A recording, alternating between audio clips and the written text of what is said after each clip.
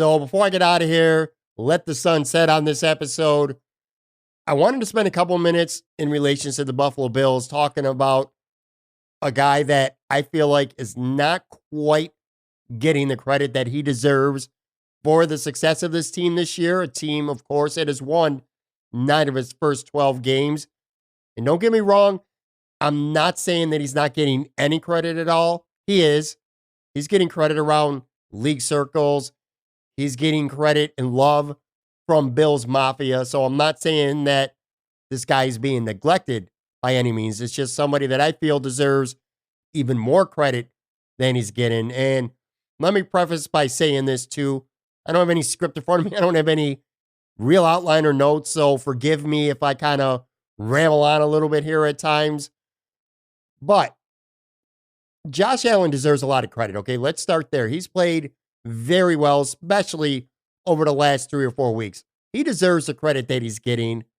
Of course, Sean McDermott deserves a ton of credit. He has, without question, I don't even think it's debatable anymore. He's changed the culture of this franchise. That locker room, onto the field, you could see it. These guys are playing for each other. They hold themselves accountable. They hold their teammates accountable. And they just love each other. And they love, I know that's corny, but it's true. You can see it out there. They're having fun. They're playing good football. Shout out to McDermott. He deserves a ton of credit for that. The defense is elite. If not, they're elite. I'm going to say it. They're an elite defense. If you're one of the top 3-4 defenses in the NFL, to me, that's elite. They're getting a lot of credit. But the one guy who deserves even more credit than he is getting is the general manager. Brandon Beane has done a phenomenal job of building this football team in such a short amount of time. Now, when you talk to Bills media, it's one thing. But when you talk to people around the NFL, in league circles, they would pretty much agree that this organization right now, the Buffalo Bills organization, is probably at least 1, if maybe even 2 years ahead of where most thought they would be in regards to a rebuild. Because essentially that's what the Buffalo Bills did since Brandon Beane took over as GM. They got rid of a ton of their most talented, highly skilled, best-known players, and they essentially started over with a bunch of new guys. And listen, they're 9-3. It's worked. Brandon Beane has done a phenomenal job, and what he's done this past offseason, I'm not going to sit here and evaluate 31 other GMs around the league because I don't follow 31 other teams. So I don't know how good of a job they've done with their respective teams. But I'll say this, I have a hard time being able to fathom that any GM around the league has done a better job of retooling a football team in just one season than Brandon Beane has done in Buffalo. I mean, if you really think about it, especially on the offensive side, I mean, holy cow. Completely redone the offense in literally one off season. Trying to not use corny expressions here, but I have to. It was kind of a work of art, what he's been able to do. Think about this. Since free agency started last spring, how much this football team has been reshaped and retooled, particularly on offense. Let's start a receiver. He goes out and he gets both John Brown and Cole Beasley. Now, of course, they did initially try to trade for Antonio Brown. Maybe some of this doesn't happen if that trade goes down. So maybe there was a fate intervening. And it worked out for Buffalo, obviously, because they go out, they get John Brown, they get Cole Beasley. John Brown has proven that he is very capable of being a number 1 receiver. Now, what your definition of a quote-unquote number 1 and what mine are might be 2 different things. To me, a number 1 receiver is a guy that your quarterbacks can go to in the biggest situations. He's the one who's going to make the most plays the most consistently. John Brown, staying healthy all season to this point, is showing that he can be that guy. Cole Beasley, his role is growing bigger each week, especially these last 2 games. 6 catches for over 100 yards and a touchdown against Dallas. Had a big touchdown, a big game against Denver the week before. He's really starting to find his niche on this team as well. So 2 really good receivers. And when you think about just one season ago, it was Robert Foster and Zay Jones. And nothing against either of them, especially Robert Foster, because I'm very much still a Robert Foster guy and think that he does have a future on this team, or if not this team, this league. I like him a lot. But what an improvement at that position. It's a critical position. You want your quarterback to do well, well, you better go get him weapons. And that's what Beane did in free agency. And of course, even bigger than that, and this is something that it's not sexy, so people don't talk about as often, is the offensive line. Look what the Bills have done with an offensive line in just 1 year. He goes out, makes Mitch Morse the highest paid center in the NFL. Now, Morris he missed most of camp in the preseason because of a concussion. Not sure that he's quite up to 100% of what they thought he would be, but he's playing perfectly fine. He's certainly not hurting the team, and he's only going to get better. Quinn in Spain, and especially John Feliciano, two very low-key, under-the-radar, quote-unquote, grizzly vet signings. What a great job by Brandon Beane identifying both those guys, because they've been pivotal to that offensive line this year. Pivotal. Brandon Beane recognized that last year's offensive line, 2018, was one of the worst offensive lines, maybe in NFL history, certainly in Buffalo Bills history. I mean, it was pathetic. It was pathetic. Jordan Mills, Ryan Groy, Miller. Seriously, that's not going to get it done. It didn't get it done. You got this big investment in Josh Allen, not just money, but resources, time, development. You better get him an offensive line, and that's exactly what the Bills have done this year. An offensive line, while not elite, not great, leaps and bounds better than it was in 2018. So right there, you got your wide receivers, you got your offensive line, and then running back. Frank Gore was such a low-key, big addition to this football team. And let me tell you what Brandon Beane did that is so low-key, under the radar, brilliant. And I mean, I don't want to take too much credit here. Actually, it was Tone Pucks who was on my podcast once who kind of pointed this out, and I never really had thought about it this way, but it's really true. It makes you realize when Frank Gore signed with the Bills on day one of free agency, I know a lot of people, and I'm including myself here, were shaking their heads. They're like, huh? All right, you know we need an offensive line. You know the Bills need receivers. And they go out and they sign a running back when they already have LaShawn McCoy. Just didn't make a hell of a lot of sense, did it? So, but there's a reason. That's the whole thing. There's a big reason behind what he did. And now, as the season's played out, it's become obvious. The reason why the Bills wanted to sign Frank Gore is, first of all, he could still play football even at 36 years old. That's a big reason. But even more than that, it would be ultimately to serve as a mentor. Brandon Beane knew when he signed Frank Gore on day one of free agency that the plan was they were going to go into the draft and get a good young running back earlier than we expected. Going into that draft, especially after the Bills signed Gore and then they signed TJ Yeldon a couple weeks or so before the draft, it's not that fans didn't expect the Bills to address running back. It's just I think they didn't expect the Bills to address running back before maybe the 4th or 5th rounder, if not, maybe in 2020. So we were surprised when the Bills took Devin Singletary in the 3rd round, but it really made sense because by having Gore, there's your mentor. There's your mentor, a guy who can carry the ball when he needs to. Sometimes it might be 18 times in a game. Sometimes it might be 5. But he's going to help develop that rookie on and off the field, which of course is exactly what he's done with Devin Singletary. He's played a very big role in Singletary's rookie development. But when it comes to LaShawn McCoy, and we didn't realize it at the time because they were saying what needs to be said, I don't think the plan was ever for LaShawn McCoy to be on this football team at the beginning of the year. First, you got to get through camp healthy in the preseason. All 3 guys stay healthy. If something happens, sure, you still have LaShawn McCoy, who was still and is still a decent running back at least, but he was not the right guy to have if you're going to have a rookie on this team you want to develop.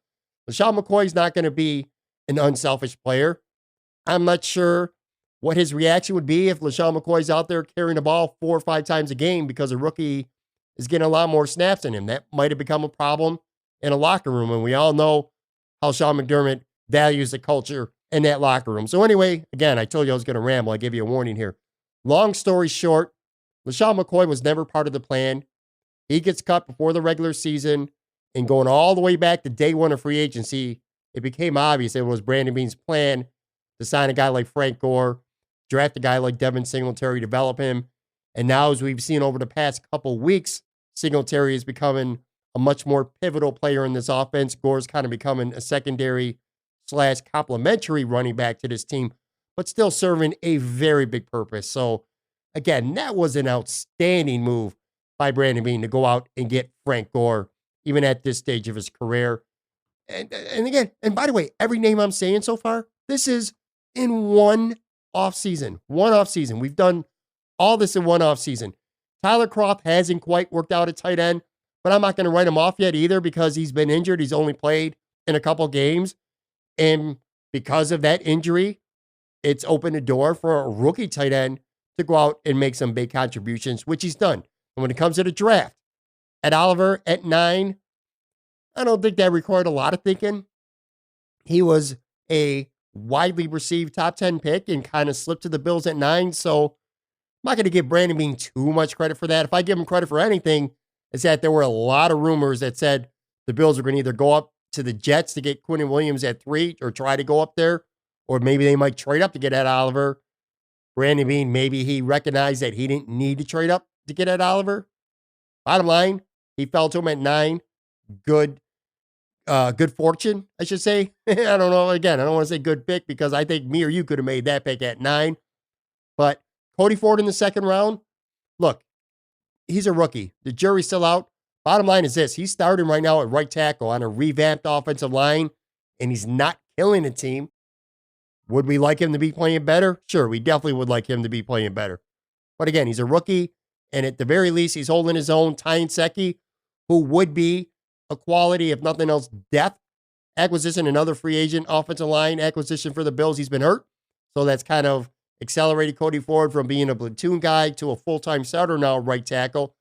He's holding his own, and if he doesn't stay at right tackle, most people, including myself, think he'll be better at guard. I like him a lot. That's kind of what I'm getting at here. A good pick by Beane. I already talked about Singletary. Got him in the third round. Surprised a lot of people. Having LaShawn McCoy on the team is still taking Singletary. I love this kid. I think he could be a star. I really do. When it's all said and done, and you look at this offense right now, and we spent all the time talking about Josh Allen, all the time talking about John Brown and Cole Beasley, Devin Singletary might be the best player on this offense. He might be that guy who in a year from now, when he really takes the reins, I could see him running for 1,200 yards, being one of the top 4 or 5 rushers in the league, catching 35 to 40 balls a year, making plays in the passing game as well. I love this kid. Very underrated, hard runner too. He's elusive and slippery and quick, and we knew that. But just like Josh Allen with his legs coming into the draft, we didn't know that he would be this athletic. I did not know that Devin Singletary could run in between the tackles as efficiently as he has. I mean, this guy's breaking a lot of tackles. He doesn't go down on first contact. He's making a lot of people miss, not just, again, by being slippery, by flat out pretty much running them over. So I like him a lot. And then trading up for Dawson Knox, a tight end who pretty much had 0 production in college. Zero production.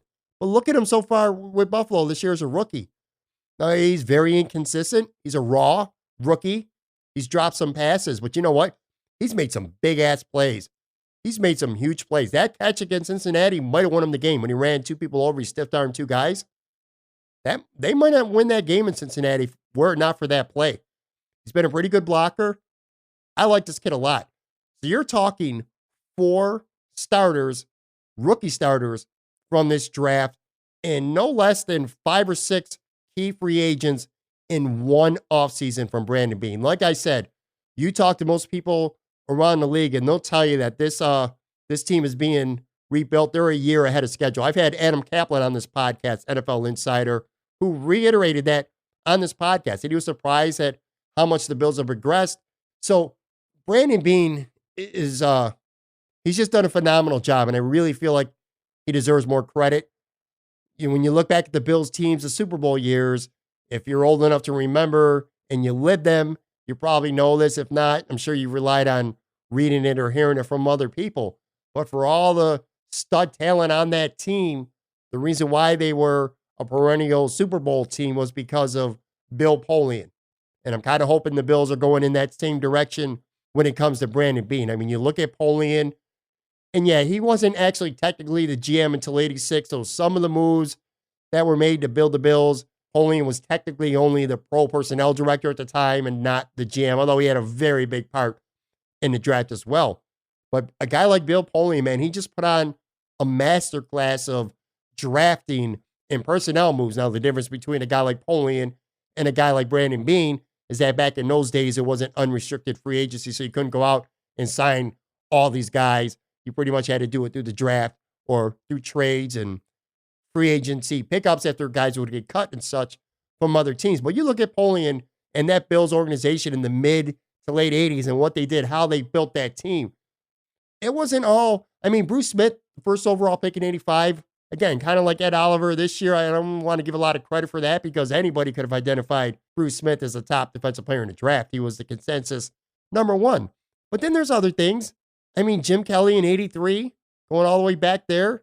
There was, and I know this sounds absolutely silly to say now, but Tony Eason and Ken O'Brien were two very highly coveted quarterbacks coming out of college. They were both first rounders. The Bills easily could have taken one of them over Jim Kelly, and they didn't. You go back to 83, a guy like Darryl Talley in the second round being drafted. How big was he in the future? I look at this current Bills team, and I see a guy like Matt Milano was drafted probably in hindsight now, and I'm sure 31 other GMs would agree with this, way lower than he should have been. Matt Milano's not a fifth-round linebacker. He looks like a first-round linebacker. That's how Darryl Talley played his entire career. Trades. They traded for Cornelius Bennett on draft day in 87. They took Nate Onums in the second round in 87. Thurman Thomas, Hall of Fame running back, second-round pick in 88. Andre Reed, a couple years before that, 1985, the same year as Bruce. People forget. Dude, Andre Reed did not get picked into the fourth round. Getting a guy like Will Wolford, who he turned out to be one of the best left tackles in football, but he wasn't a glamour pick for the Bills at the time. 1986, first round pick. Again, Cody Ford.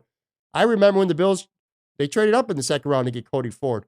I remember a lot of talk, myself included. DK Metcalf, there's wide receivers out there. The Bills were perceived as needed a receiver, and Cody Ford was not a sexy pick.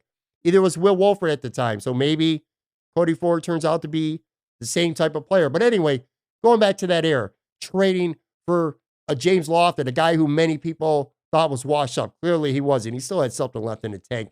Getting good role players like a Kenneth Davis, or finding a Steve Tasker on the waiver wire and in the garbage bin who got cut by, I believe it was Houston. Again, you have to remember, free agency hadn't really started in that era. So my point is this. That team was built with a bunch of low-key draft picks and trades and stuff like that. This Buffalo Bills team right now is being built with a bunch of low-key moves and free agency that, quite frankly, they look good now, but go back to last March and April. Tell me who around the league was saying, oh my God, what a great move. The Bills signed John Brown. Oh, wow, I can't believe they got a big steal with John Feliciano. Or Frank Gore, man, that's really going to help out this running game this year. No, nobody was saying that. They were just signings. Cole Beasley got a little bit of hype, in part because he came from Dallas. Mitch Morse, because he was the highest paid center in NFL free agency. So that kind of made some headlines. But for the most part, these were low-key moves. Quinton Spain especially. He's been playing solid this year at left guard. Brandon Beane deserves a hell of a lot of credit. This team is 9-3. They got a month left, and we're talking meaningful December football, Buffalo Bills football, games that mean something in December. What more can you ask? Brandon Beane, you've done an incredible job.